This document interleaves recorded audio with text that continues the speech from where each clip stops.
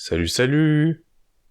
Aujourd'hui, on va parler d'un manga qui s'appelle Hikaru no Go. Ou Hikaru no Go, hein, si tu prononces à la française. Ce que je préfère, c'est plus simple. Mais je sais pas pour vous, mais je trouve que Hikaru no Go, ça fait 5 syllabes. 5 syllabes, c'est un peu trop long. Je voudrais bien raccourcir un petit peu le titre pour parler du manga durant la vidéo. Du coup, j'aurais bien appelé le manga Hikaru pendant toute la vidéo. Mais le souci, c'est que Hikaru, c'est aussi le prénom du héros. Du coup, ça va pas. Du coup, vu que je suis quand même une bonne grosse feignasse, je vais abréger le nom du manga par Gogo. Non, pas cette Gogo-là, même si je les préfère.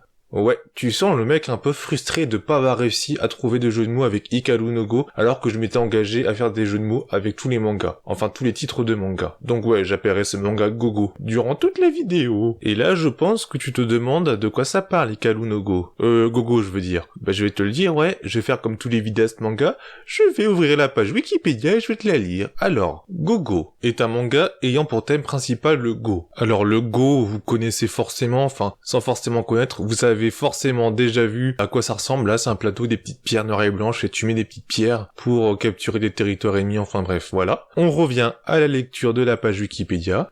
Les dessins sont l'œuvre de Takeshi Obata et le scénario de Yumi Ota. Alors je pense que c'est pas indispensable de présenter Takeshi Obata, auteur célébrissime, hyper connu notamment pour le manga Death Note, enfin il est connu pour être le dessinateur de Death Note. Quant à Yumi Ota, en fait elle a rien fait d'autre que Hikaru no Go. Je viens de vérifier sur internet. Voilà. Alors, Gogo a été publié au Japon de décembre 98 à juillet 2003 dans le magazine Weekly Shonen Jump. Un total de 23 volumes reliés sont sortis. Donc, chez nous, ça a été édité aux éditions Tonkam. D'abord en 23 tomes, une vieille édition. Et plus récemment, dans une édition de luxe de 20 tomes qui est actuellement en cours d'édition. Donc, c'est celle-ci qu'on trouvera dans le commerce. Il n'y a pas encore tous les tomes qui sont sortis, c'est actuellement en cours de parution.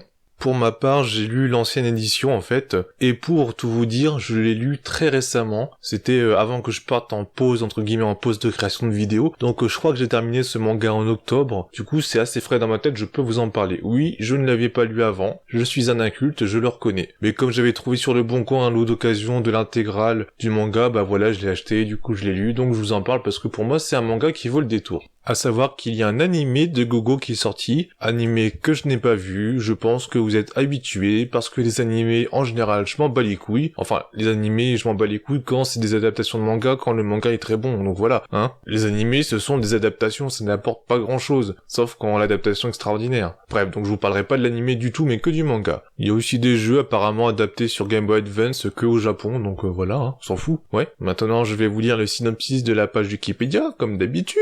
Comme tout le monde le fait. Alors, le jeune Hikaru découvre un jour dans le grenier de son grand-père un goban. Le goban, c'est le plateau du jeu de Go. L'objet se révèle hanté par un fantôme nommé Sai, non pas ce Sai-là, Sai, ancien professeur de Go de l'empereur sous l'ère Heian. Je sais pas si ça se prononce Heian, bref, on s'en fout.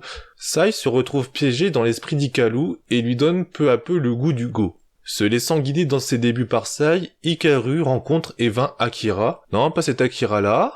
Voilà, c'est Akira. Donc Akira, un jeune prodige. Dès lors, les deux jeunes garçons ne vont cesser de progresser et de se poursuivre. Je continue parce qu'il y a un paragraphe Wikipédia qui suit qui est assez intéressant. Cette série introduit de manière ludique et souvent dramatique les règles de base et de nombreux aspects de la culture du Go, entre parenthèses technique, stratégie, esthétique, éthique, histoire, fermez la parenthèse, au sein d'un shonen. Le succès du manga comme de l'anime a d'ailleurs suscité un net regain d'intérêt pour le Go chez les jeunes japonais, puis dans le reste du monde suivant la diffusion de la série. Voilà, c'était l'article Wikipédia, je vais arrêter de dire Wikipédia parce que c'est un peu du foutage de gueule depuis tout à l'heure. Ouais. Et donc, pour résumer ma pensée, mon avis sur ce manga, Gogo c'est cool, mais il y a des défauts. Voilà, ceux qui aiment pas les vidéos longues, ceux qui me reprochent que je fais des vidéos trop longues, vous pouvez quitter les vidéos, vous avez mon avis. Voilà, pas besoin d'argumenter apparemment. Bon, ceux qui veulent rester, restez, et je vais vous raconter ma vie. Et sans transition, on va passer sur le côté technique.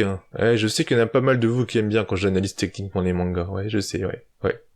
Alors, forcément, je connais Takeshi Obata comme tout le monde connaît Death Note, ou encore Bakuman par exemple, mais surtout Death Note, donc voilà, on a tous des attentes, on sait tous que quand c'est Takeshi Obata, ça va envoyer du pâté. Ce qu'il faut prendre en compte, c'est que le manga il date des années 2000, donc c'est un manga ancien, c'est un peu entre guillemets un manga de jeunesse de Takeshi Obata. Et franchement, en lisant le premier tome, si j'étais pas au courant que c'était Takeshi Obata le dessinateur, honnêtement, j'aurais jamais tilté que c'est lui. Franchement. Et juste sur la couverture du tome 1, là, où on ressent un peu son trait graphique, etc. Le reste du manga, le reste du tome 1, globalement, en fait, le trait, il est moins fin, moins allongé, plus rond, en fait un peu plus enfantin, et du coup on reconnaît pas trop le style de Takeshi Obata. Franchement, par exemple, regardez au niveau des yeux, le style est vachement différent de ce qu'on connaît avec Death Note par exemple, enfin le Obata plus actuel, même si Death Note est plus très actuel, bref, où là on a vraiment un trait en fait, une façon de dessiner les yeux, de remplir les yeux assez passe-partout qu'on voit dans pas mal de mangas, et qui se rapproche d'ailleurs pas mal de mon style de dessin, avec la pupille, le petit éclat de lumière, bref, c'est pas trop rempli, alors que dans les mangas plus récents, Obata a plus tendance à remplir les yeux en fait, hein,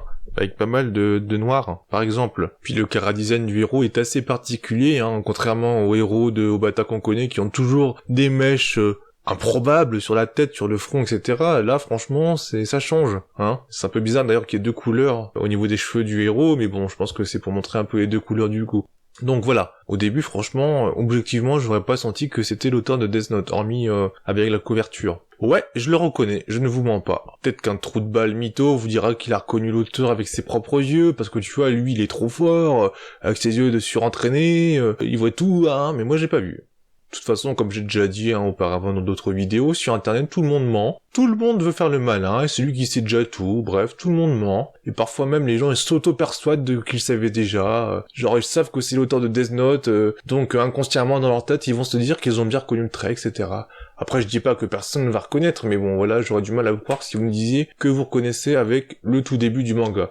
Et vous verrez que c'est rare de parler avec des gens sur internet, donc en différé en général, qui reconnaîtront ne pas savoir quelque chose. Quand bien même ils auront cherché sur Google 5 secondes avant en fait. Donc bref. Là au tout début du manga, j'avais pas reconnu, je vous l'avoue. Et par contre quand on avance, plus on avance dans le manga, vers la fin du manga, effectivement, on reconnaît de très loin le trait de Obata parce que ça se rapproche du Obata actuel. Un truc à noter physiquement, c'est que les personnages masculins font, je trouve, vachement efféminés. Que ça soit par exemple le personnage d'Akira, donc le rival du héros, ou même Sai, qui est le tuteur du héros.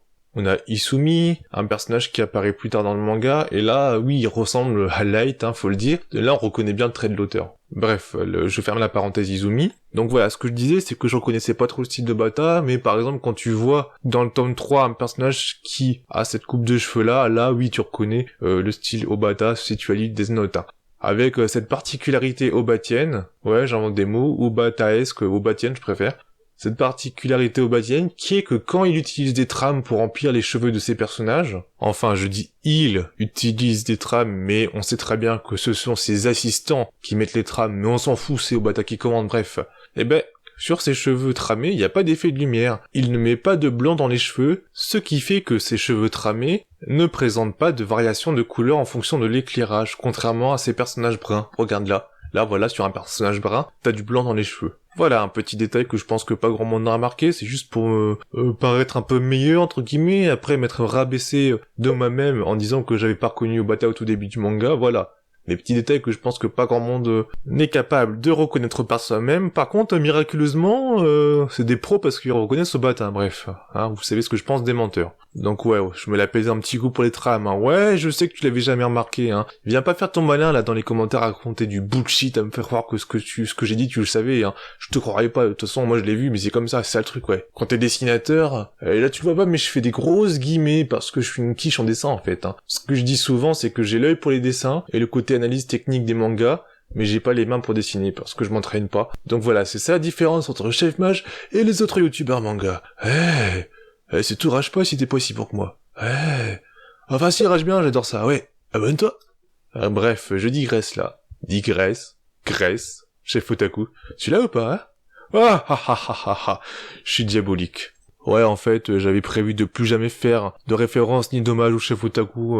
Ouais, bon, ceux qui me suivent sur Twitter, vous savez pourquoi. Mais voilà, j'avais écrit cette partie avant. Oui, pour une fois, j'avais écrit cette vidéo. J'avais écrit cette partie de vidéo il y a longtemps. Donc bien sûr, c'est l'humour. Hein, je critique pas pour de vrai. Je déteste attaquer sur le physique des gens. Je le fais jamais. Surtout que je cache ma sale gueule. Donc voilà. Quand j'attaque quelqu'un, je me contente de détruire bien facilement ses arguments grâce aux miens. Mais là, j'ai laissé ma vanne parce que j'aime bien le jeu de mots pour l'humour de ma vidéo, quoi. Et c'était pas pour attaquer le chef, Otaku. Bref, je reviens au trait graphique de Obata. En fait, il y a une évolution dans le trait. Plus le manga avance et plus le trait, entre guillemets, s'allonge. Dans les derniers tomes, Hikaru a le visage plus allongé, moins rond. En fait, on a un trait plus semblable à celui qu'on connaît de Obata. Après, je sais pas si c'est volontaire pour donner une apparence plus mature au héros, ou pour montrer qu'il s'est assagi grâce au Go, qu'il a grandi, etc. Mais franchement, ça me semble plus être l'évolution du trait graphique. Et là, franchement, vers la fin du manga, ça m'aurait pas choqué du tout que n'importe qui me sorte je reconnais bien Obata en voyant ces planches-là. Voilà. Maintenant, on passe au découpage. Partie sur laquelle vous m'attendez, je pense, puisque je me la pète dans pas mal de mes vidéos manga en disant « Ouais, moi je suis un pro, je maîtrise le découpage. » Enfin, je sais analyser le découpage. Bon, le découpage, il est bon. Qu'est-ce que tu veux que je te dise? Me reproche pas de faire comme tous les autres vidéastes manga, tout le monde fait ça. Le découpage est bon, les dessins sont bons, voilà, fin de l'analyse technique. Non mais là, j'ai pas grand chose à dire, c'est Obata, quoi. C'est putain d'Obata, c'est Obata. Sérieux, tu crois que j'allais attaquer Obata? Franchement, c'est un master au niveau technique, c'est du très très bon Obata, je peux pas l'attaquer. Bon, je vais quand même dire ce que je pense, mais voilà quoi, c'est Obata quoi, merde. Alors le découpage, il est, par rapport à ses autres œuvres, plus aéré. Il y a moins de cases, moins de texte que d'habitude. Enfin, je compare surtout à Death Note, parce que c'est surtout Death Note que j'ai lu. Bakuman aussi, j'ai pas lu le dernier, la Platinum End, parce que j'ai la flemme, pour l'instant, bref. Donc oui, il y a des découpages plus aérés, moins de cases, moins de texte que d'habitude. C'est, entre guillemets, un découpage plus standard. Il est plus similaire aux autres mangas, là où Death Note se démarquait de pas mal de mangas par le fait qu'il était très chargé. Par contre, on retrouve un trait du découpage de Obata, c'est que c'est un découpage entre guillemets classique. Ça, c'est plutôt propre à Obata, c'est sans fantaisie, on a que des cases carrées ou rectangles. On n'a pas, par exemple, des personnages qui sortent des cases comme je vous en parle dans ma vidéo sur Hunter x Hunter. Et techniquement, c'est pas trop dans le découpage, mais c'est dans le remplissage, on a beaucoup moins de trames que d'habitude. Beaucoup moins de trames grises. Et on a aussi, faut le dire, malheureusement, moins d'arrière-plan que d'habitude. Mais le découpage, il est bon, quoi. Il y a pas de maladresse comme c'est que j'ai pu relever dans mes vidéos précédentes. Tu crois vraiment que j'allais allumer Obata ou quoi? C'est un des kings, hein. Il maîtrise ses planches, même s'il était jeune, tu crois que moi, pauvre critique mage que je suis, je vais trouver de quoi le défoncer. Non, faut pas exagérer, là. Bref, il y a un truc à relever pour le découpage, et ça, je mets au défi de ceux qui ont lu le manga de le trouver, ou ceux qui ont pas lu le manga d'aller le lire et puis revenir après, parce que voilà, essayez de chercher par vous-même. Allez, qu'est-ce qu'il y a pas dans le découpage de Gogo, mais qu'il y a dans quasi tous les autres Neketsu? Enfin, il y en a un tout petit peu, tout petit peu dans Gogo, mais c'est tellement peu que c'est quasiment inexistant par rapport aux autres Neketsu. Allez, qu'est-ce qu'il y a pas dans Gogo et qu'on trouve beaucoup dans les autres Neketsu? Enfin, la plupart des Neketsu. Allez, je te laisse chercher. Des doubles pages. Ouais. Dans Gogo, il n'y a quasiment aucune double page. De mémoire, j'ai dû en relever 2 ou 3 dans le manga au total, pas plus quoi. Il y en avait peut-être un petit peu plus, mais j'ai dû oublier s'il y en avait plus. J'étais très fatigué en fin d'année 2016. Bref. Et encore, celle que j'avais vue, c'était pas durant des affrontements, quoi. C'était genre au début, avant un affrontement. Et donc, comparativement aux autres Neketsu, c'est quasiment inexistant dans Gogo. Alors qu'en plus, dans Gogo, il y a énormément de matchs. Donc voilà. Bref. Dans Gogo, l'auteur arrive à montrer des scènes intenses sans double page. Lui, il a pas besoin, hein. Ouais, parce que dans la plupart des Neketsu, on voit souvent des doubles pages pour un peu intensifier le truc. Voilà, je vous montre des exemples. Voilà, vous comprenez ce que je veux dire. L'auteur de Gogo n'a pas besoin de double page. Mais c'est dommage parce que je pense que quelques doubles pages auraient rendu parfois le truc encore plus fort. Et ouais, le coup des doubles pages, ça, personne n'aurait pu le relever à part moi. Ouais. Et va pas faire ton rageux mytho dans les commentaires. Ouais, je l'ai relevé. Juste ta gueule, je te croirais pas. Et si t'es capable de relever des trucs comme ça, bah tu me le prouves, hein. T'ouvres une chaîne de manga, de vidéos d'analyse, tu m'analyses les mangas, et je viendrai te voir avec plaisir, hein. Et ouais, c'est ça la différence entre Mage et les autres vidéastes de manga. Petit 1, j'achète mes mangas papier, donc je me rends compte de toutes les subtilités du découpage que j'ai explicité dans ma vidéo sur Angel Sanctuary, y compris les doubles pages. Bon, en même temps, oui, là j'ai acheté d'occasion, j'en suis pas fier, parce que j'ai pas fait marcher les éditeurs, mais bref. Petit 2, je suis capable d'analyser techniquement des découpages, ouais. Pour l'instant, j'en ai vu des dizaines et des dizaines de vidéos sur des mangas, et puis, hormis, y a pas grand monde qui est capable de faire ça. Donc voilà, si tu connais des vidéastes qui savent le faire, tu me le dis, ça m'intéresse, ouais. T'entends ça? C'est mes chaussettes, là. Elles viennent de péter, hein? Parce que mes chevilles sont énormes, ouais. Je grossis volontairement mon trait arrogant, hein. Mon côté arrogant, je suis pas de nature, mais j'aime bien parce que visiblement ça plaît aux gens, hein. Quand on est arrogant, quand on crache sur ses abonnés, quand on prend les gens de haut, quand on se présente un peu comme un gourou, comme un messie, comme un sauveur qui raconte des vérités absolues sur les mangas, on a toute une base de fanboys de Kiku qui nous suivent, comme le dieu existant sur Terre, ouais. Bref. Toujours dans le découpage, mon seul petit reproche, mais ça c'est purement personnel parce que objectivement on peut pas attaquer au bata quoi. On peut pas. Mon seul petit reproche, ça concerne l'organisation des parties de Go.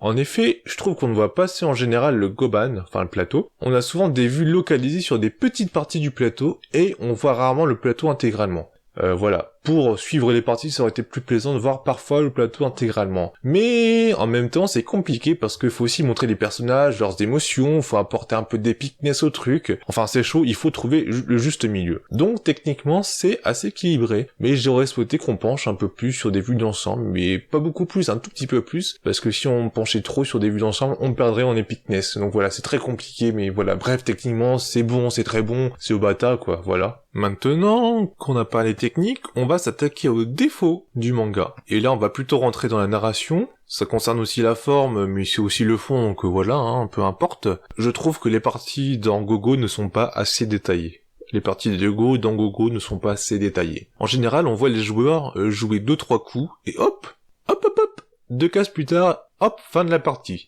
Il y a des ellipses, souvent, en pleine partie, et ça, je trouve ça assez dérangeant. Bon, pareil, voilà, il faut trouver le juste milieu pour pas que ça tire trop en longueur, n'est-ce pas? Bref, il faut que ça soit court par moment pour garder un côté intense, n'y voyez aucune allusion sexuelle, mais je pense que détailler quelques parties de temps en temps, franchement, ça aurait été pas plus mal. Puis un truc que je regrette encore plus, ce sont les parties complètement sautées.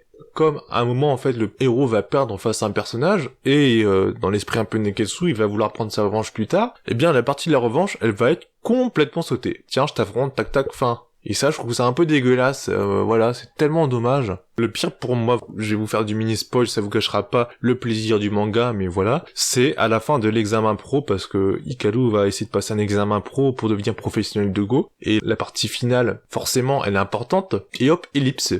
Elle commence, il joue et on voit pas le dernier coup. On voit pas Hikaru achever son adversaire et jubiler de sa victoire, ce qui est normalement un moment intense et de soulagement dans un Neketsu, hein. Ou sinon à l'opposé, on ne le voit pas se faire achever par son adversaire et déprimer suite à sa défaite, ce qui est aussi un moment marquant dans un Neketsu. Ouais, je dis pas s'il a gagné ou s'il a perdu, je vous présente les deux cas de figure pour ne pas vous spoiler. Bref, on ne voit ni le coup final, ni la réaction juste après le match, on a juste une ellipse de merde, et 2 cases plus tard, on se retrouve à un autre endroit où l'adversaire de Hikaru parle de son résultat à ses parents. On ne voit même pas la réaction du héros, putain. Alors qu'on nous bassine depuis plusieurs chapitres que ce duel va être important, et ben non, des ellipses de merde, on t'en fout à l'appel, voilà. Et pareil, le premier match qui opposera Hikaru à Akira, après que Hikaru ait passé un certain truc, enfin bref, ils sont en plein milieu de la partie,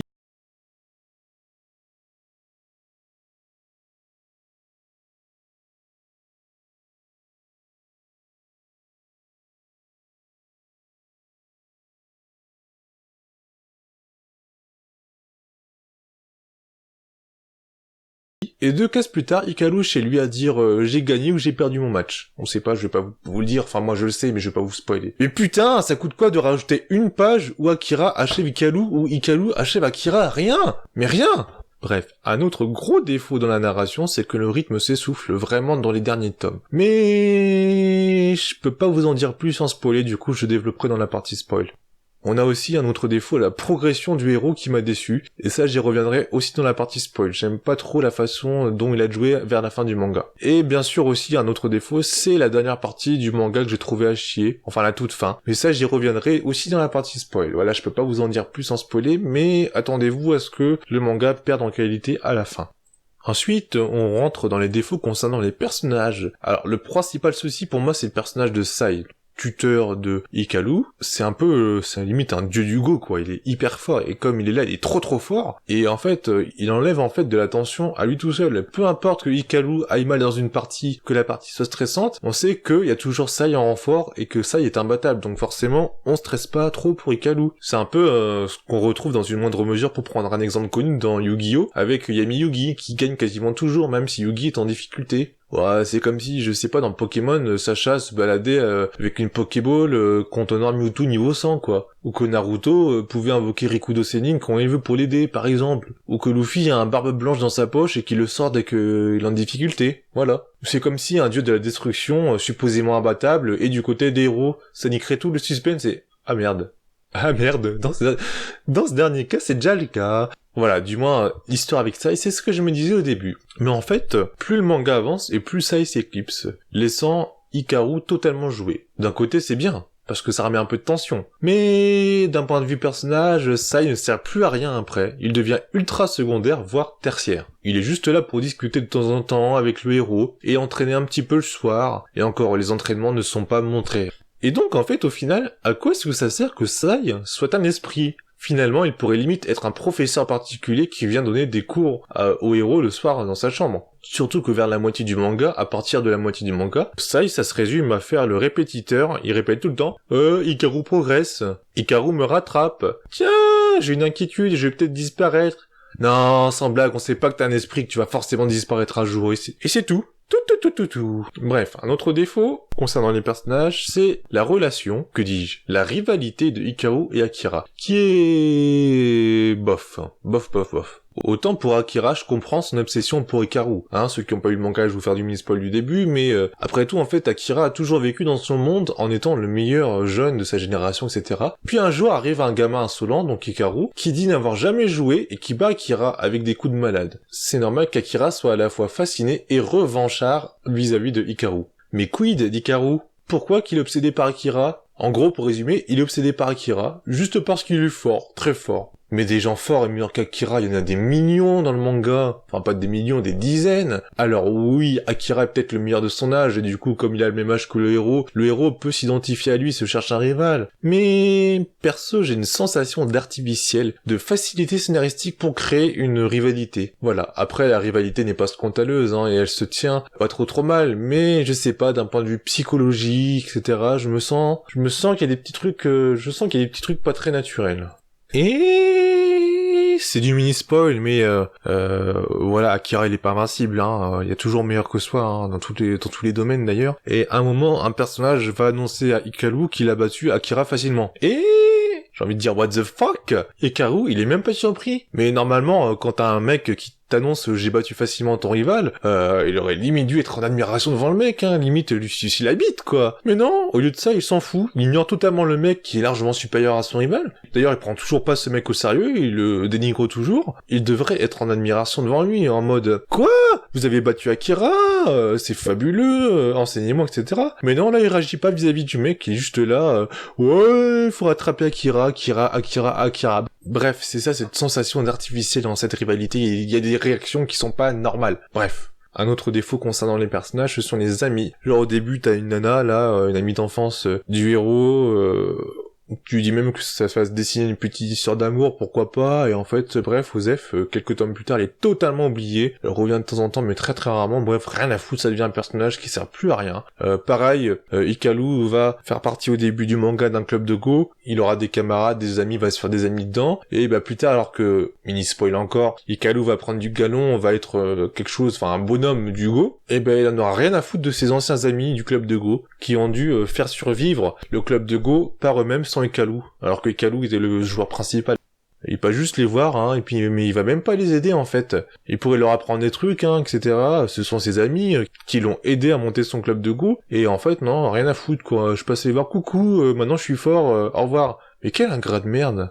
Un autre dernier défaut concernant les personnages, c'est Ochi, un personnage que je supporte pas, c'est un sale binoclard de merde, bon déjà voilà, ça l'aide pas physiquement, il est juste insupportable, il représente pas les valeurs du jeu, le Go c'est un jeu entre guillemets noble, et ce connard il est arrogant, il est hautain, condescendant, imbu de lui-même, persuadé d'être le meilleur, il est pas respectueux de ses adversaires, c'est genre il est bas, c'est t'es une petite merde, c'est moi le meilleur quoi. Tu vois, ce genre de personnage insupportable, c'est une vraie petite merde. Et c'est dommage pour l'image, en fait, qu'il ne se fasse pas remettre bien violemment à sa place par un adversaire humble et droit. Voilà, c'est un personnage de merde. Bon, il a fait un truc plus tard dans le manga que j'ai apprécié, c'est que il est remonté dans mon estime en voulant défier un personnage pour prouver sa valeur, alors que le match n'avait pas vraiment, entre guillemets, d'enjeu. Bref, voilà pour les défauts concernant les personnages. Et enfin, défaut final, c'est mon plus gros regret, c'est que ce manga, il ne nous apprend pas vraiment à jouer au Go. Alors, il y a bien quelques explications basiques parfois dans les premiers tomes, ou parfois entre les chapitres, des pages entre chapitres, mais c'est pas suffisant pour savoir jouer entièrement au Go. Après, je sais même pas si ces pages entre chapitres dont je vous parle sont tirées du manga, ou si c'est un ajout des éditions Tonkam, donc voilà, je sais pas. Je m'attendais en fait, en lisant ce manga, à bénéficier d'un petit côté pédagogique, qui aurait fait qu'à la fin de la lecture du manga, j'aurais assimilé les règles de base du Go tout en m'amusant. Un peu comme à Shield 21 par exemple, le football américain, j'en avais rien à cirer, je connaissais pas les règles, et à la fin de Shield 21, je connaissais les règles du football américain. Bref, dans Hikaru no Go, on t'apprend un peu les règles, mais y a pas tout.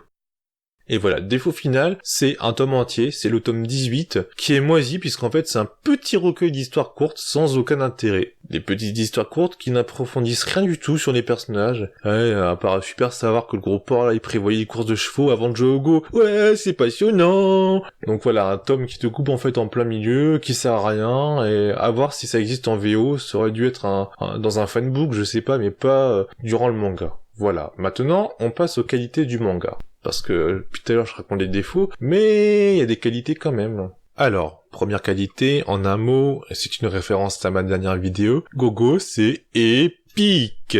Épique, épique, épique, épique. Ouais, je te refais la même. Bref. Gogo c'est épique alors que les mecs ils te posent des pierres. Poser des pierres, mais c'est rien d'épique, c'est des petits cailloux de merde. Tu trouves ça épique toi, des petits cailloux de merde? Non, c'est de la merde. Tu vois, autant faire de l'épicness avec des bastons par exemple, comme Dragon Ball ou Jojo, ou avec par exemple des sports entre guillemets épiques comme la boxe. Voilà, c'est entre guillemets facile. Autant là, dans Gogo, ce sont des gosses qui mettent des cailloux sur un plateau et ils arrivent à te rendre ça épique. Avec le découpage, la narration, les enjeux, ils arrivent à rendre ça épique et c'est putain de génial. Donc, c'est un manga à lire. C'est en fait difficile de vous expliquer ce que je ressens, mais c'est ouf. Certes, on n'est pas aussi épique que du Dragon Ball, mais putain, c'est hyper fort. Alors je sais pas, pour illustrer mon ressenti, j'ai inventé un truc alimentaire parce que la bouffe c'est bon. Dragon Ball, tu prends Dragon Ball, il y a des super ingrédients. Disons que la base du combat, disons que les ingrédients, le fait que ce soit des combats, c'est épique. C'est genre par exemple, tu veux faire une bonne salade composée. Si t'as des bons légumes frais, c'est vachement plus facile de faire une bonne salade composée que si t'as des légumes moisis. Là, les bons légumes frais, c'est la base de Dragon Ball, à savoir les combats. Après voilà, faut la magie, faut bien mélanger les légumes, c'est quand même difficile à faire. C'est quand même un exploit, mais voilà quoi. Bref, t'as des bons légumes frais ou des combats, et tu fais une salade sublissime qui est Dragon Ball. Voilà. Pour Gogo, tu veux faire ta salade, ok, sauf que comme ingrédient de base, t'as des légumes tout pourris, des tomates moisies, bref, des trucs pas appétissants à première vue du tout, Et c'est ça le Go, c'est pas appétissant du tout, Pour l'image, ce sont des tomates moisies. Et comment tu veux rendre appétissant un jeu de plateau, quoi? Le génie des auteurs de Gogo, c'est d'avoir réussi, en fait, avec ces légumes pourris, de faire une très bonne salade. Et ça, c'est ouf. Certes, c'est pas aussi bon que la salade Dragon Ball, avec ses légumes frais, mais franchement, avoir fait ça, la salade Gogo avec les ingrédients de base, avoir une bonne salade à base d'aliments, d'ingrédients pourris, c'est un exploit, je trouve, bien plus grand que Dragon Ball. Les mecs te font vibrer avec des petits cailloux. Enfin bref, la scénariste est une femme et le dessinateur est un mec. Mais bref, ils te font vibrer avec des petits cailloux noirs et blancs, putain, en les posant sur un plateau.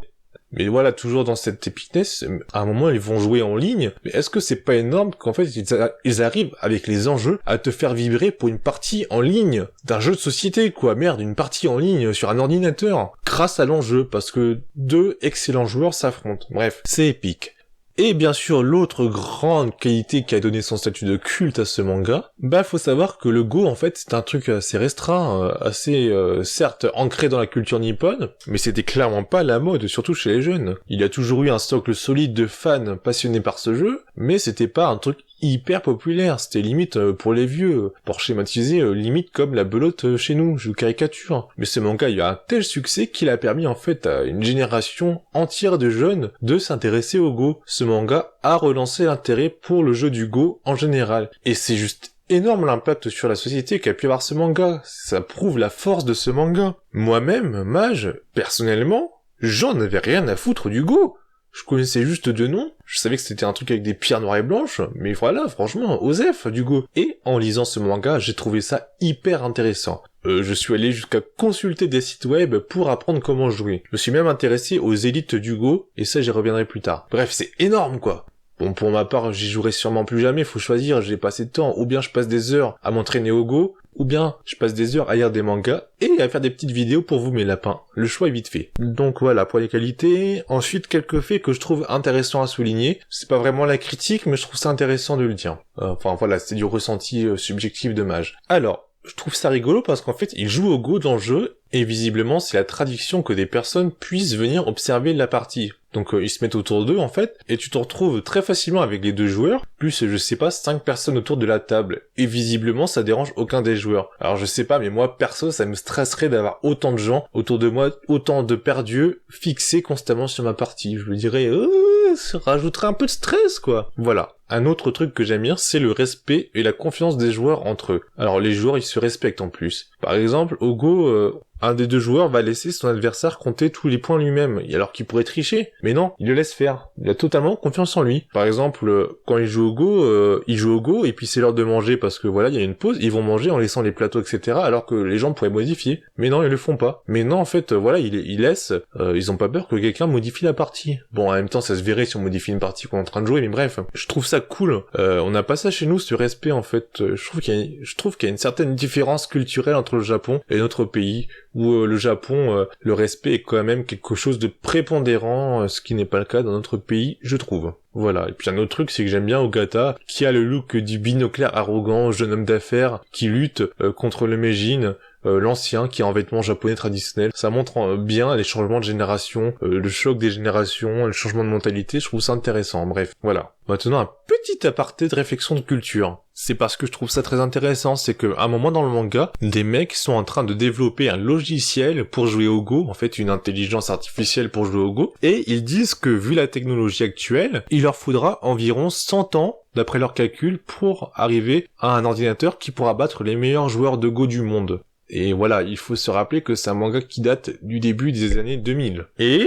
aujourd'hui en 2017, le meilleur joueur du monde est un ordinateur. Voilà. Voilà comment d'un point de vue avancé de la science, tu peux transformer 100 ans en une grosse dizaine d'années. C'est un truc de malade, de fou. Pourtant, les calculs décrits dans Hikaru no Go, comme quoi il faudrait 100 ans pour atteindre cette intelligence artificielle, ils sont pas erronés. Vu les engins qu'il y avait à l'époque, c'était pas faux. Mais c'est pour vous montrer que la technologie avance à une telle vitesse, la science avance à une telle vitesse, et ça fait un peu écho avec ce que je dis dans la vidéo sur Akira, c'est un truc de fou, c'est incontrôlable, c'est imprévisible. Aujourd'hui, on a un programme qui s'appelle AlphaGo, qui est le meilleur joueur du monde, tout simplement. Pour revenir sur ce programme, qui a d'ailleurs été développé par une branche de Google, enfin bref, en 2015, cette machine a battu pour la première fois un joueur professionnel de Go, c'est quelque chose d'extraordinaire. Elle a battu le joueur de Go Fan Hui, qui était 2e dan, donc c'est extraordinaire, c'était la première fois qu'un joueur de Go professionnel perdait contre une machine. Et en 2016, en mars 2016, cette machine AlphaGo a battu le joueur Lee Sedol,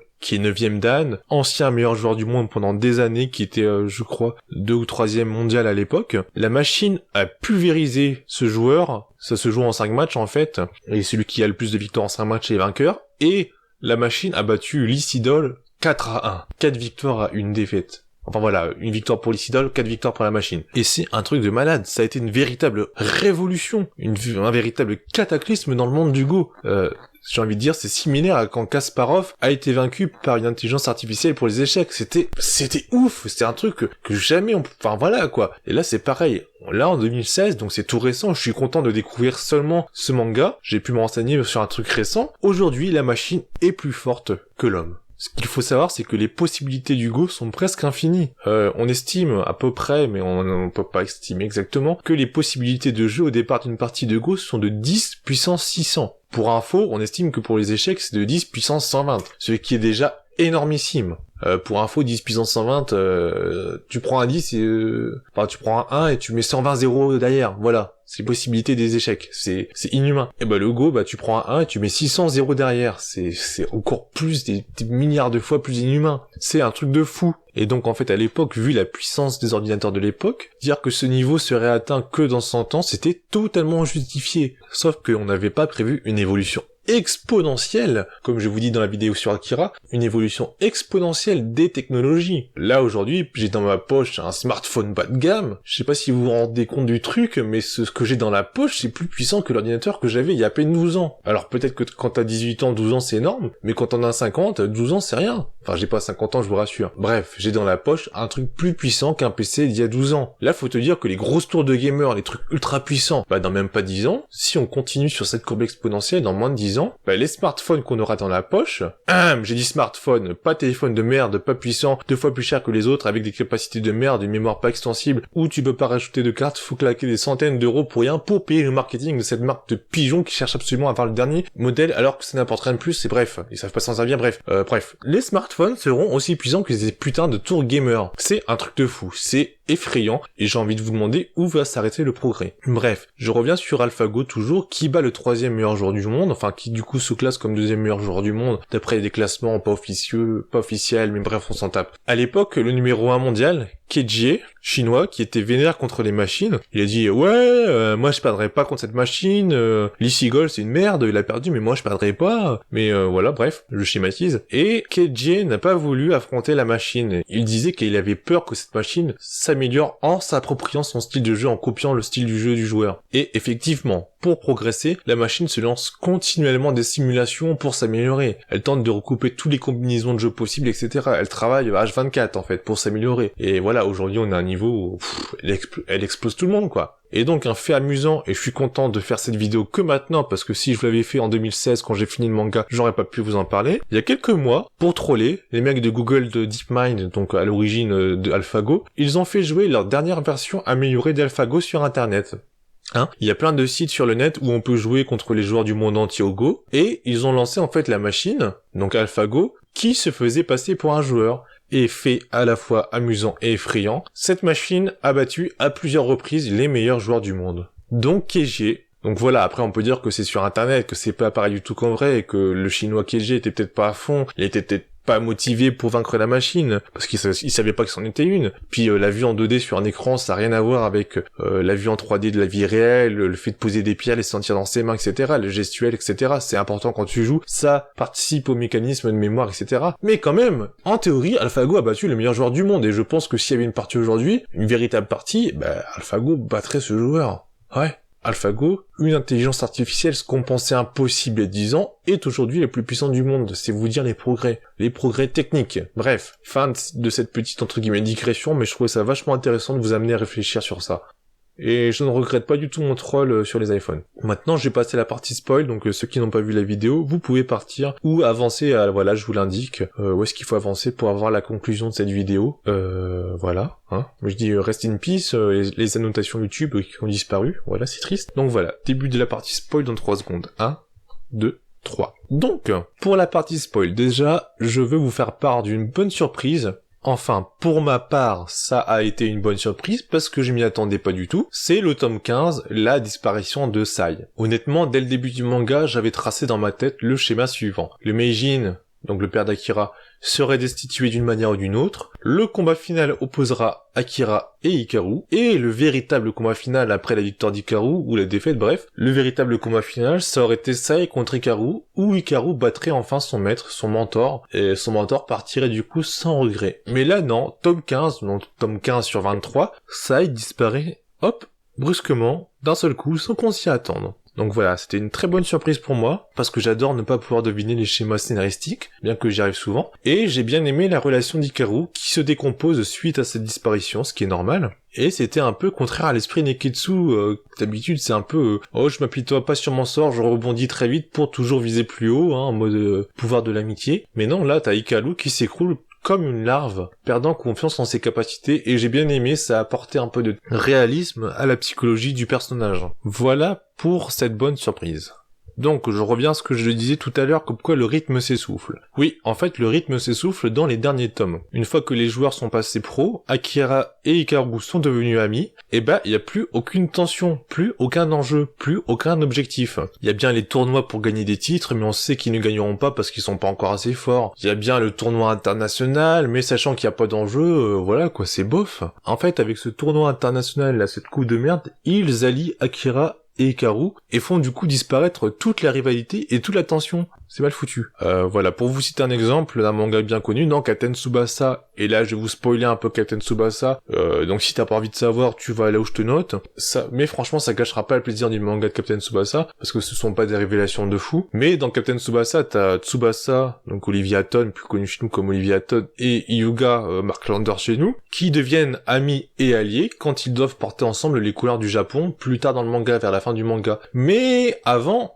de devenir alliés, ils se sont bien foutus sur la gueule bien violemment pendant des tomes et des tomes, dans des combats sur le terrain épique, où ils ont essayé de s'arracher jusqu'au bout, de battre l'autre jusqu'au bout, et c'est seulement après qu'ils se sont alliés pour les couleurs du Japon. Alors que dans Hikaru no Go, t'as eu un combat Hikaru-Akira, après qu'il soit passé pro là, Hikaru, mais c'était de la merde parce que le combat était torché. Donc en fait, on n'a pas d'affrontement épique avant l'alliance des héros, enfin des deux rivaux, et je trouve ça nul. Franchement, je trouve ça nul. Voilà. Ensuite, je reviens sur la progression surprenante du héros que je n'ai pas aimé. C'est assez surprenant. Vers la fin du manga, en fait, Hikaru, dans sa façon de jouer, il devient un clone d'Akira. Il n'a plus en fait la fougue et la fraîcheur qu'il avait, ce qu'on retrouve dans beaucoup de héros de Neketsu, un peu la fraîcheur, la fougue, le côté tête brûlée que tout le monde a copié sur Goku. À la fin du manga, Hikaru, il joue méthodiquement, il joue intelligemment, il prévoit et calcule plusieurs coups à l'avance. Alors d'un côté c'est bien parce que ça montre la maturité nouvellement acquise du héros, mais d'un autre côté ça ne correspond pas du tout au héros, à son caractère.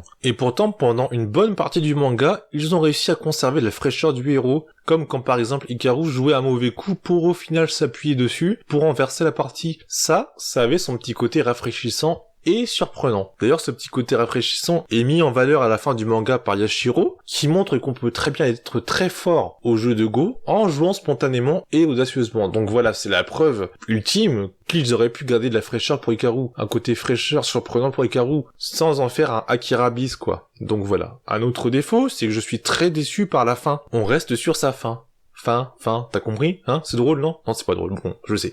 La fin de Gogo est pour moi une fin ouverte et décevante. Pas mal d'intrigues ont été lancées et on reste en fait sur une sensation d'inachevé. Genre, quid d'Ogata qui devait affronter le vieux là et qui cherchait à gagner plein de titres pour s'élever au sommet. Bah on saura jamais. Quid du coup divin? On nous bassine avec ça au début du manga et on n'en entend quasiment plus parler alors que c'est quand même le sujet du boss du manga. Bon, en même temps, ça montre que le Go est en perpétuelle évolution, et que ce coup sera toujours un objectif, un mythe, un fantasme, une recherche, une quête des joueurs, et ne sera jamais atteint. Bref. Quid de la rivalité qu'ils ont passé plusieurs chapitres à bâtir entre Hikaru et le joueur coréen, là. J'ai un trou sur son nom, le joueur coréen, pour, au final, ne plus jamais les voir s'affronter. Hein? On sait pas. Et quid du duel final entre Hikaru et Akira?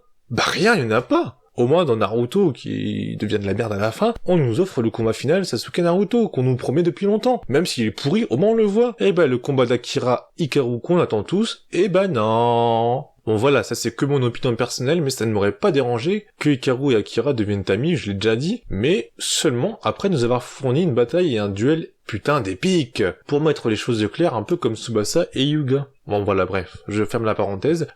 Voilà, cette fin en même temps, cette fin ouverte n'est pas une mauvaise idée, puisqu'elle montre que le monde du Go est en perpétuelle évolution, en perpétuel renouvellement, et que ça ne s'arrêtera jamais, et que peut-être on peut imaginer que nos jeunes pousses vont devenir des grands champions à l'avenir. Mais c'est dommage de nous avoir fait un tel développement de personnages sans l'exploiter. Je pense que le manga aurait gagné à faire quelques tomes en plus. Peut-être 2-3 tomes, quoi.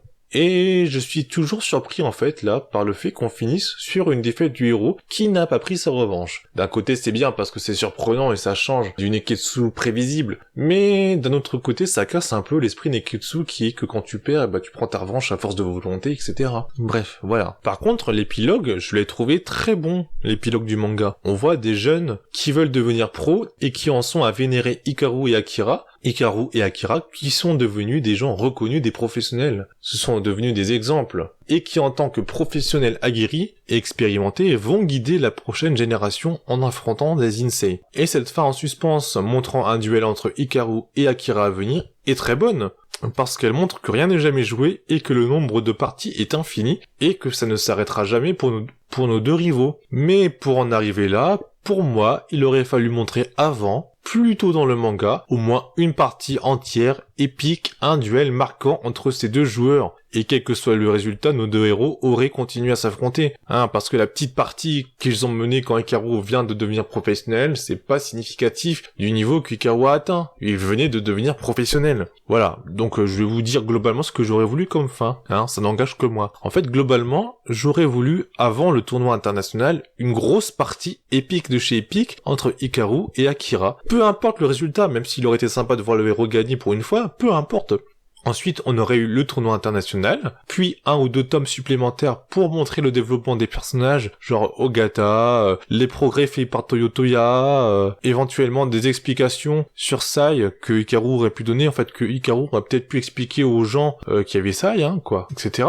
On aurait pu voir le devenir de Uchi, même si je supporte pas, le devenir d'Izumi, qui montre que son talent lui permet d'aller loin, une revanche d'Hikaru contre le joueur coréen, là, putain, je sais pas pourquoi j'arrive pas à me souvenir de son nom, donc voilà, avec pourquoi pas un match nul entre le Hikaru et le joueur coréen, je suis pas certain qu'on puisse avoir un match nul, mais bref, ça aurait été sympa, pour montrer les progrès du héros, sans qu'il batte forcément de suite son nouveau rival, et ça aurait permis une fin ouverte, avec pourquoi pas une belle, qui va arriver un jour ou l'autre, voilà. Je m'attendais aussi à une petite histoire sentimentale avec Akari, mais ça c'est pas trop grave, on s'en fout. Bref, avec cette fin que j'aurais aimée, cette fin que je vous ai décrite, on ne mettrait pas un point final avec une fin fermée aux intrigues, on mettrait en fait un petit point virgule aux intrigues en cours, laissant présager d'une suite libre selon notre imagination, et c'est à mes yeux la meilleure solution, contrairement à la fin actuelle, la véritable fin du manga, qui mettrait plutôt, pour rester dans le cadre de la ponctuation, 2 petits points, et qui se coupant trop net et directement si on vous donne des intrigues, 2 petits points, tout le monde attend le développement, et ben non, flan, on te met la fin d'un coup, et ça c'est dommage. Voilà, moi j'aurais aimé que la fin que je vous ai décrite soit celle du manga, et puis à la fin on met l'épilogue que je ne changerai pas, parce que je le trouve très bon, comme je viens de vous l'expliquer. Et voilà, ça donnerait une très bonne ouverture pour la partie entre Akira et Hikaru. Et là j'aurais aimé. Pour vous donner des exemples avec des mangas connus vis-à-vis de la fin de Gogo, c'est comme si dans Naruto, on terminait Naruto juste avant l'arc Pain, après l'arc Hidan et Kakuzu. Ça laisserait plein de choses en suspense. Dans Gogo, c'est un peu pareil. Je dis avant l'arc Pain parce que Naruto, pour moi, aurait dû s'arrêter à l'arc Pain. Mais voilà, on n'a pas ce truc final, qui est la bataille finale contre Pain, dans Gogo. Où c'est un peu comme si dans One Piece, on s'est arrêté après la fin de la bataille de Marineford. Une bataille épique qui ouvre de nouvelles voies, laissant des intrigues en suspense. C'est ça. Dans Gogo, on s'arrête après une bataille, après le tournoi, là, en laissant plein de choses en suspense. Et ça, c'est dommage. Voilà, pour revenir même si dans Aichi 21, on te montre une fin en suspense, avec une fin ouverte et d'autres pistes à explorer, d'autres ennemis à affronter, mais ça ne m'a pas choqué parce qu'on a résolu les intrigues et les rivalités qui ont eu lieu pendant tout le manga. Et là, suite à ça, ils peuvent se permettre une bonne fin ouverte dans Aichi 21. Et dans Gogo, la fin ouverte pour moi n'est pas bonne. Voilà. Conclusion. Gogo est pour moi un bon, entre bon et très bon manga. Notons en principale qualité une technique maîtrisée, de l'épicness alors qu'ils partent d'un truc pas épique du tout, et un phénomène sociétal ayant relancé le Go. En défaut, on pourrait noter le mauvais traitement de certains personnages, un rythme s'essoufflant dans les derniers tomes puisqu'il n'y a plus d'enjeu, et une fin bâclée et arrivant trop brusquement. Mais Gogo, ça reste un manga culte, qui, de par l'impact qu'il a eu dans le monde pour le jeu du Go, le phénomène sociétal qu'il a entraîné, pour sa qualité technique, ça reste pour moi un manga à lire et que je vous conseille. Voilà. Sur ce, je vous dis à bientôt pour un animé. Salut.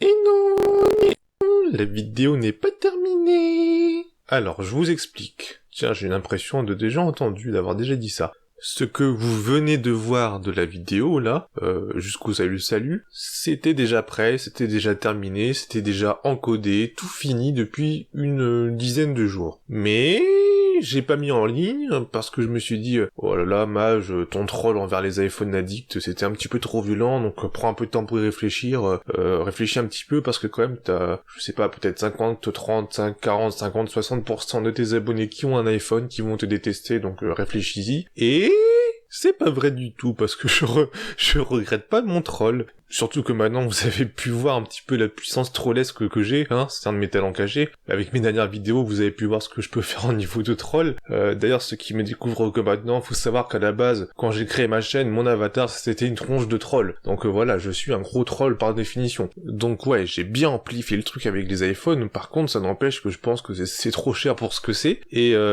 adorant l'informatique, je supporte pas d'être privé de mes libertés, de pouvoir rien faire sur ce truc, d'avoir limite besoin de le craquer, de jailbreaker pour avoir un petit peu de liberté, ce qui entraîne, soit dit en passant, une instabilité du système, alors qu'une des forces de iOS c'est d'être stable, donc enfin voilà quoi. Puis voilà, devoir passer par un logiciel pour pouvoir mettre des images, des musiques sur l'iPhone, enfin on peut rien faire quoi, c'est de la merde. Enfin je trouve que c'est de la merde d'un point de vue informatique. Après je comprends ceux qui en ont, ceux qui veulent la stabilité, la simplicité, etc. Ceci dit, je déteste vraiment les Apple Addict, iPhone Addict, là qui ont genre l'iPhone 7 et puis au bout de 6 mois il y a l'iPhone 7S qui sort, du coup ils revendent leur iPhone 7 pour avoir le 7S alors que leur 7 marche très bien parce qu'il leur faut le dernier, parce que bon voilà quoi, ce sont des pigeons pour moi, mais bon voilà, s'ils ont l'argent pourquoi pas, hein, ils font ce qu'ils veulent de leur argent, mais t'en as qui se plaignent de pas avoir assez d'argent et qui ont le dernier iPhone dans leur poche, et ça m'énerve mais d'une force. Puis en plus j'avais demandé sur Twitter hein, si ça vous dérangeait pas que je troll sur les iPhones ou pas, personne ne s'est opposé à ça, au contraire ceux qui m'ont répondu étaient plutôt pour. Ils m'ont encouragé à le faire. Bref, non, la raison pour laquelle j'ai pas sorti la vidéo tout de suite, c'est que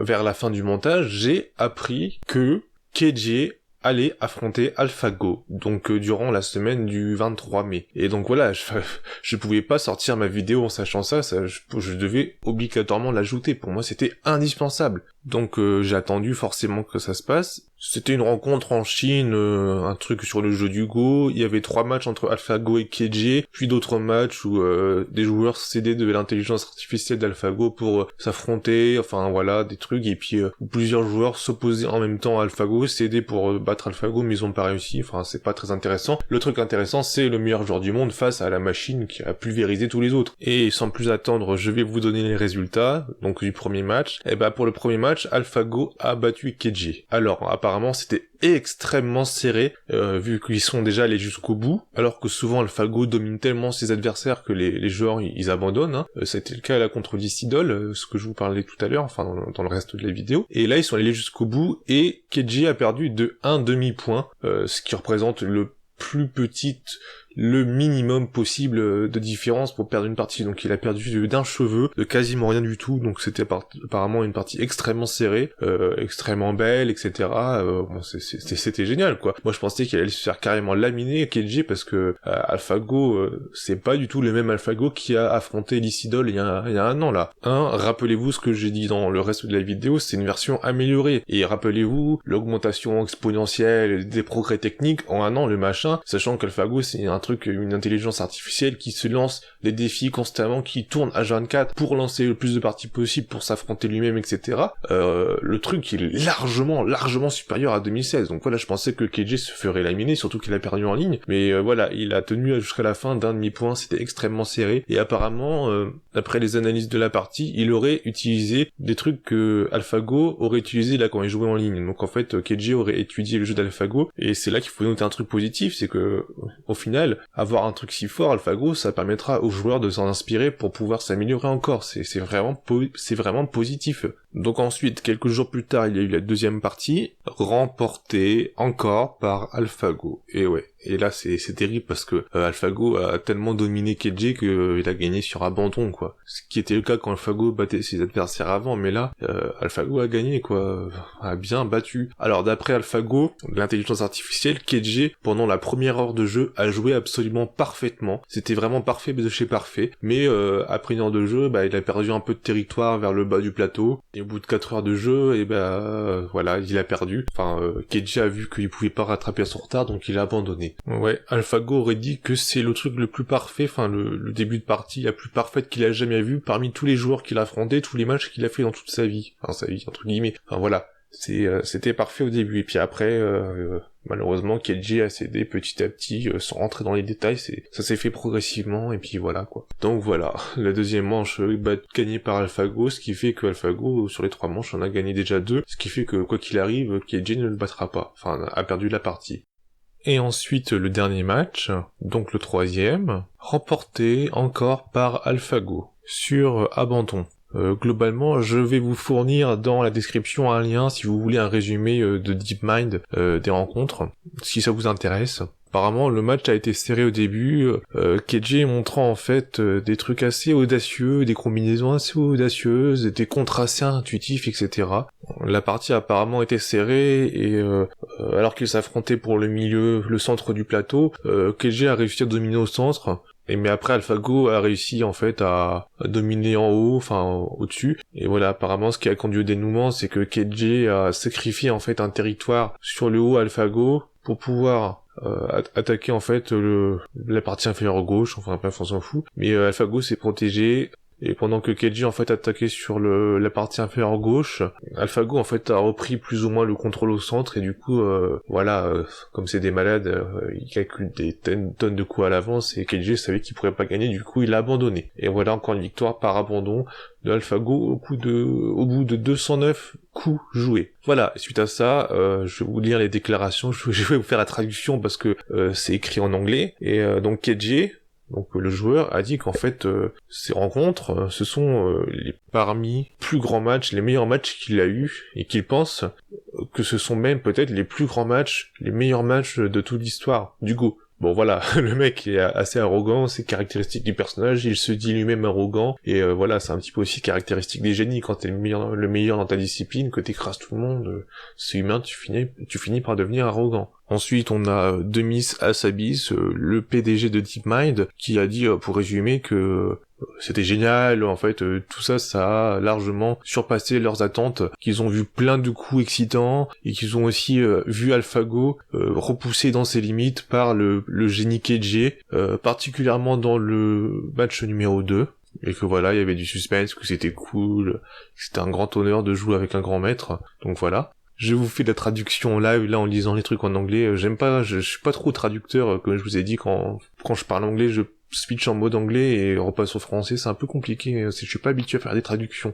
Voilà, ensuite il y a un joueur 9ème dan professionnel, donc Tang Weixing, donc un pro qui a quand même du gros niveau, qui a fait les matchs où il cédait de l'intelligence, et il a dit que jouer le match avec AlphaGo c'était impressionnant, que c'était une expérience super, qu'il peut sentir qu'il a en fait une compréhension meilleure du jeu du Go, et qu'il a appris beaucoup. Voilà.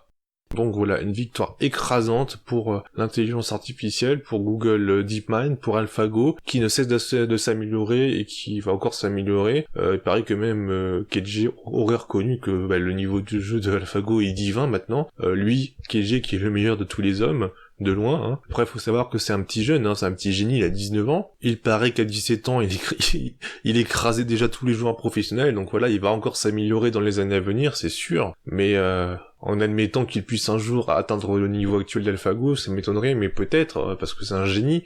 D'ici là, ce qu'il améliore, AlphaGo, de toute façon, ce sera encore plus amélioré, aura encore plus repoussé les limites, et progression exponentielle, etc., ce que je vous rabâche tout le temps. Et voilà, de toute façon, là, maintenant, la machine est définitivement au-dessus de l'homme. Pour le Go, en tout cas, l'homme ne pourra plus jamais battre la machine. Je crois que même KJ a dit que ce sera le premier et dernière fois qu'il affrontera AlphaGo. Voilà. À ce qu'il paraît, en Chine, il développe aussi une autre intelligence artificielle pour être en concurrence avec AlphaGo, donc voilà. Petit truc rajouté, le match a été censuré en Chine, c'est n'importe quoi, donc voilà, la censure en Chine, bon, c'est peut-être pour montrer que, voilà, leur meilleur joueur du monde peut pas être inférieur à Google, ou je sais pas, bref. Donc voilà, ça montre la force de ce manga. C'est-à-dire que le Go, un truc dont je n'en avais rien à foutre, j'ai quand même suivi avec grand intérêt ces rencontres-là, c'est un truc de fou. Vous vous rendez compte de la puissance de ce manga. Bon, en même temps, c'est surtout ma curiosité scientifique, et je voulais voir où en était l'homme par rapport à la machine, qui a fait que j'ai suivi ça. Mais voilà, vous rendez compte de la puissance de ce manga. Donc voilà, franchement, c'est un manga à lire. Et bon, avant de terminer, je tiens à revenir sur ce que j'ai dit tout à l'heure, enfin ce que vous avez vu tout à l'heure, que j'ai dit il y a, ça doit faire peut-être un mois quasiment maintenant, sur les possibilités au départ d'une partie de Go ou d'échecs là. Parce que je me rends compte que je n'ai pas été assez précis. Bon, déjà, faut savoir que personnellement, je savais pas, hein. Tu peux pas calculer les probabilités d'un jeu de Go sans savoir jouer, ni même les échecs, j'ai clairement pas un niveau suffisant pour le savoir, donc j'ai cherché sur internet. Et ce que je vous ai sorti tout à l'heure, là, le 10 puissance 120, etc., c'est en fait le nombre de Shannon. C'est une estimation, mais j'ai pas précisé que ça prend en compte, en fait, bon déjà c'est une estimation, donc c'est pas ultra précis, de toute façon c'est pas possible, mais ça prend en compte des parties d'échecs possibles, hein. Parce que forcément, si tu joues avec un pote et que vous prenez une tour et que vous vous amusez à avancer d'une case, reculer d'une case, avancer d'une case, reculer d'une case tous les deux pendant des heures, forcément le nombre de parties va être infini. Le nombre de Shannon, là, 10 puissance 120, c'est sur des parties cohérentes d'un point de vue échec. Donc voilà. De même pour le jeu du Go, je pense, enfin j'y connais pas assez en Go pour le dire, mais je pense que c'est le même principe. Et du coup, j'ai un petit peu plus recherché pour le jeu du Go et je suis tombé sur une page internet, alors je sais pas si c'est vrai, ça prend avec des pincettes, tout comme les estimations que je vous ai dites tout à l'heure. Méfiez-vous toujours de ce qu'on vous raconte, hein, même dans les vidéos de vulgarisation, des fois je vois des approximations, des incohérences, enfin bref. Et là, voilà, je vous l'affiche parce que j'ai la flemme de compter, je sais pas il y a combien de chiffres, mais il y en a énormément. C'est les possibilités d'après un informaticien, là, John Trompe. Bon, Trompe, non, je vais pas faire de jeu de mots avec ça. Voilà, j'ai pas la flemme de compter le nombre de chiffres, mais il y en a beaucoup, donc voilà. Quoi qu'il en soit, peu importe le 10 puissance 600 ou le chiffre là que je vous affiche, le nombre de combinaisons au Go est absolument... c'est un truc de malade, quoi.